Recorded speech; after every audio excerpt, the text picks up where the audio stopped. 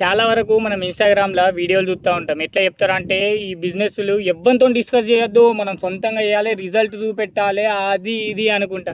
కానీ అట్లా ప్రతి బిజినెస్లో ఉండదు. ఇప్పుడు ఫర్ ఎగ్జాంపుల్ నా బిజినెస్నే అనుకున్నా, మనం ఎట్లుంటుందంటే నా బిజినెస్లో మనం ఫార్మర్ ప్రోడక్ట్ని మనం జనాలకు అందియడం, ఆ బిజినెస్లో లాసులు లాభాలు ఇవన్నీ నేను సింపుల్గా ఒక 20,000 క్రోర్ని ఎట్లా తెలుసుకుంటా చెప్పు.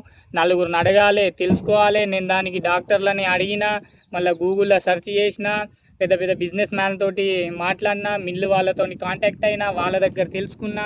ఇలా ఇన్ఫర్మేషన్ ఎట్లా తెలుసుకుంటా చెప్పు. నేను 4 గోడల మధ్య ఉండి నాకు అన్ని తెలియాలంటే ఎట్లా తెలుస్తుంది చెప్పు, నలుగురికి చెప్పండి. సో కొన్ని బిజినెస్లు అనేది మనం ఖచ్చితంగా డిస్కస్ చేయాలి, 10 మందితో డిస్కస్ చేయాలి, దాని గురించి తెలుసుకోవాలి.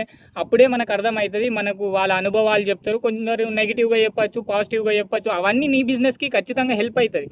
సో ప్రతి ఇన్స్టాగ్రామ్లో చెప్పే ప్రతి వాటిని మీరు గుడ్డిగా నమ్మకండి. మీరు తెలుసుకోండి, మీ డాడీ వాళ్ళని లేదా మీకు తెలిసిన ఎడ్యుకేటెడ్ పర్సన్ని అడగాలి, మనం తెలుసుకోవాలి. అప్పుడే మనకు నాలెడ్జ్ అనేది వస్తుంది అన్నట్టు. వాళ్ళ ఎక్స్పీరియన్స్ కూడా మంచిగా మనతో చెప్తారు.